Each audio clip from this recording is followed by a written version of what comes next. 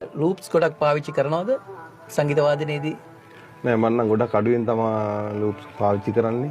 අවශ්‍යම දෙකක් තුනක් වගේ තමයි මේ පාවිච්චි කරන්නේ. අනිත් ඒවා ගොඩක් මම ආසේ තනි ෂොට් හදාගෙන මම ආසේ විදියට මම ආසේ ඒ විදියට.